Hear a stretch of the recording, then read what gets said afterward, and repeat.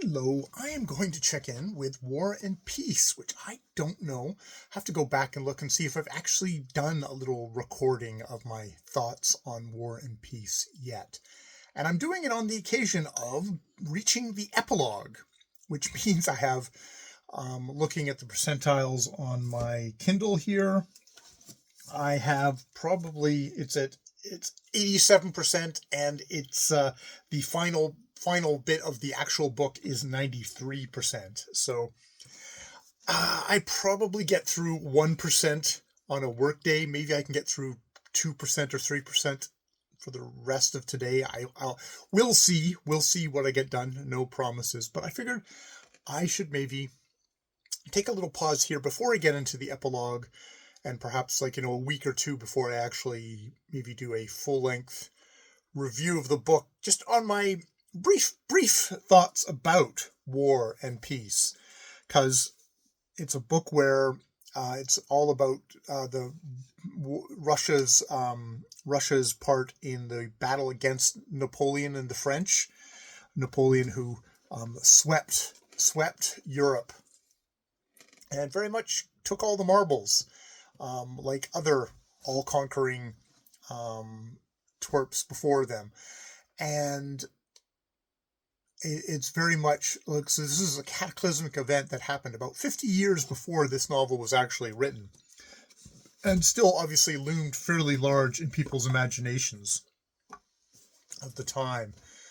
And what do I want to say about it? I want to say that it's a surprising book to me. It's been a surprising book to me in that I was expecting maybe it would be a little bit more dashing, maybe it would be a little bit more kind of into the war.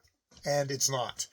It is very much a book about exactly how muddled and chaotic and messy and ugly and terrible that war is. And that I expect it to be a book about it was going to, I knew that Napoleon shows up as a character in the book. He's not a main character, but he features fairly prominent, and it was oh, this is going to be kind of the great men of history. It's no, it is a very much a anti-great men of history. Tolstoy putting forward very much arguments about how in these long kind of historical sections that read much more like a history book that's arguing a particular point about history, argues that Napoleon, maybe in rhetorical sense, I don't know if it's rhetorical or not, is Napoleon had as much effect on the outcome of events as a single French as any single regular French soldier did. So it's taking it quite to the extreme, but very much in these more kind of theoretical things, saying Napoleon couldn't guide things. The main the Russian generals on the other side could not guide things. They were all basically kind of flotsam and jetsam in kind of the general mass sweep of sentiment of people at the time, people acting in giant groups. There's mention of ants in here, and it feels very much like that idea of ants kind of sweeping across. And it's is any one ant? Is there a Napoleon ant there amongst those ants? No, there is not. They're communicating on some level beyond language, beyond a single controlling intelligence, but giving you the somewhat semi appearance of, well, no, the historians have come back afterwards and imposed a meaning and an order and an organizing thing onto it, because people need organizing things. They need maybe perhaps the comforting thought, I guess a comforting thought, that there are great men out there that will guide and direct history. It's not just a chaotic thing that just kind of, we are all swept up and we are all animals who are controlled by our impulses. It's very kind of, it's Freudy, it's psychologically or sociological. Before these kind of concepts were a big thing. it starts out very much as kind of a traditional, like, oh, we're seeing Moscow and Petersburg before the war and all the kind of the society stuff, and it's, we get introduced to a lot of the characters, Pierre and Prince Andrei and Natasha and Prince Maria and Nikolai Rostov was a brother of Natasha. A whole bunch of just names just shooting by you, and it's very much kind of like that. And then it shifts over into war, and it doesn't show heroicism of war. It shows, especially at the beginning, kind of young men who definitely have very romantic ideas about war and how they're going to distinguish themselves, and they hero worship the Tsar, and they hero worship Napoleon, even if he's on the opposing side, as these great men of geniuses, and all this through the experience of the chaos and murkiness, and just how they get completely disillusioned if they don't actually end up dying from the process of the war. So there is that kind of that there's that kind of a process going on, and it just gets uglier and uglier. And then we have an interim where there's lots of arguing and political wrangling going on, trying to discredit the old general who had the Kutov. I have to look up the pronunciation of that at the top, who seems to be, if he has if there's like, he's not maybe a great man, but he's a man who realizes I'm insignificant and I can only just push things in certain ways, but I'm not a great genius.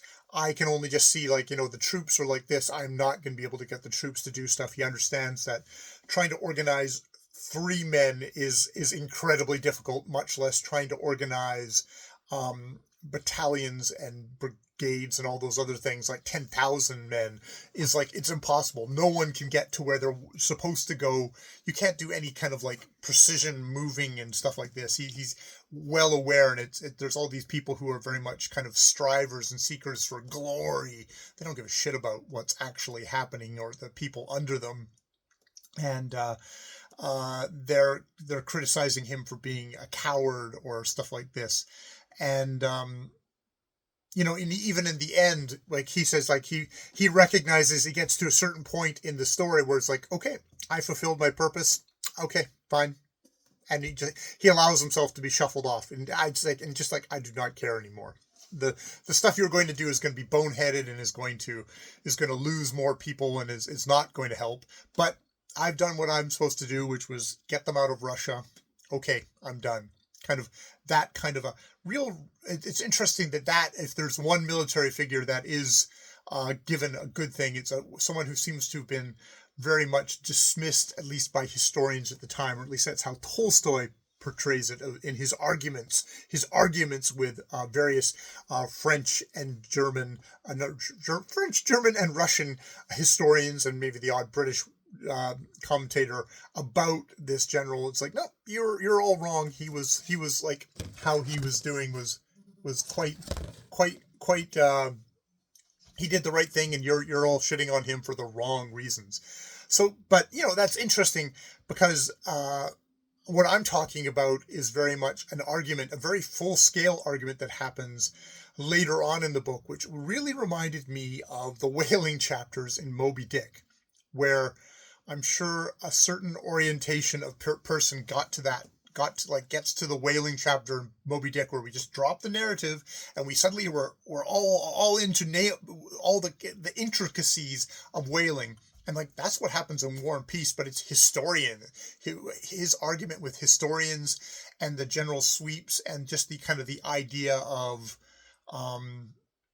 very much kind of apprehending reality, and that his main beef, I think, with historians seems to be kind of an idea of you're imposing meaning and intention and genius on something which none of these guys had the slightest clue of what was going to happen. The whole, it was a genius that they lured the Russians lured the French deep into Russia, and then and that defeated that. According to Tolstoy, that was the furthest from their truth. The head Russian guy who did it didn't really have that plan, but he just said, like, okay, if we clash with them, we're just going to get destroyed, so we need to keep on retreating. He did not think, oh, I'm going to defeat them this way. He was just like, this is survival technique, and he was roundly criticized for it. It's only later that historians have come in and made this like, this how genius they were to defeat Napoleon this way, or why didn't Napoleon understand that what was happening to him, and kind of all this stuff, and how masterful Napoleon was when he tucked it and ran, and Tolstoy kind of going like, no, he was scared, so he ran. It was like, it's not a genius move. It was again, it's like reaction at the time. Very much the ants reacting to different scents, or a foot comes down, or a tree branch falls, or something like that. It's like you just react to the phenomenon in front of you. It's only afterwards, from the hindsight, that we've created all this stuff. And within this, we have all of Tolstoy's characters in this book having to react to make meaning out of the situation. And I mean, there's a lot of what I've been kind of describing here that you could take is like, this could be written by somebody who had a very kind of a materialist view of the world. There's no God, there's no meaning in the world. But that's not Tolstoy, and I have to kind of guard against that because I have a fairly materialist view of our existence. I have to kind of guard against that because these are characters who are very much find in the suffering, in the kind of what they go through. They find meaning. They find a love for fellow human beings. They find kind of a love of some kind of a higher power of existence in that, which is quite powerful.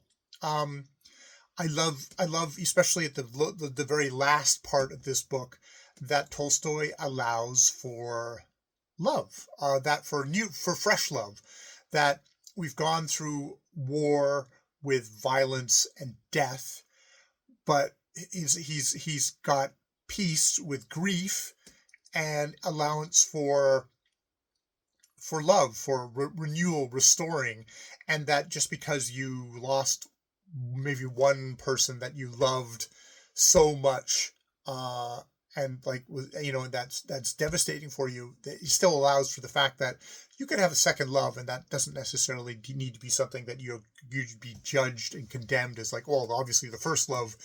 It doesn't negate the first love, that you're actually allowed to find that second love. And that's especially here at the end of the novel proper, before we get that like tiny little epilogue of, it's going to probably take me a week to read. It's nice that it allows that kind of a sense of renewal, that yes, there is death in the world, there is suffering, but there is also kind of an incredibly vital life force which takes over people, and again isn't quite something that they really have control over themselves, but sweeps them up, and is actually a good thing to sweep them up. As much as there's violence and anger and hatred or jealousy and stuff like that can sweep you up, there's also the very positive side of that. I do find that the female characters in Tolstoy, I very much feel like Tolstoy is a patriarchal view of the world, and that the women are, especially some of his heroines, are a little on the kind of childlike or impetuous wise, even though he does have a male character insert. I would think Pierre, often gets said is an insert character for him, which not surprising, and is kind of like Anna Karenina. He has an insert character in there, and I find both those books, I like those characters probably the most. They seem the most fully realized, whereas there's a little bit too doll-like of a feel for some of his female heroines for my liking. I don't find them as, I find them very affecting, but I can also see this is like, okay, this is written by very much a great writer, but a great male writer. in that sense. I don't have the affection for Natasha or for Anna Karenina that I do for his male characters. I'm not as I'm not as convinced by them, even though that yeah yeah. I love them, but I'm not as much as some other characters in some of these big books where you live with them for so long. Um, but yeah, I love that that happens. I love that kind of sense of renewal happens in there. It's like there's all this really incredibly crappy stuff. Like, I mean, he gets really good into kind of like just destructions of being a civilian living through this, of being women living through kind of the complete dissolving of society, of the just starvation and privation. There is a certain sense that I kind of there's a certain thing of like, suffering makes you a better person. That it's like there's characters saying like, I wouldn't give this up. I give up my experience for anything. It's like, I think there's a lot of people in the world who might say, no, I could have skipped that part of my life and been fine and still been a good person. I didn't need that. I mean, your suffering does change you and shape you, and it turns you into a different person. Um, but just because your person, I don't know if you can judge just because a person hasn't suffered, doesn't make them a less good person or a less rich person. It just makes them different. And I kind of like, there's a little bit of like, uh, there's a, there is a Christian Jesus on the cross kind of a feel to some of that philosophy, which I don't know how I feel about as a atheist who, but it's definitely, yeah. So it's a good thing to notice and to kind of engage with and to think about, because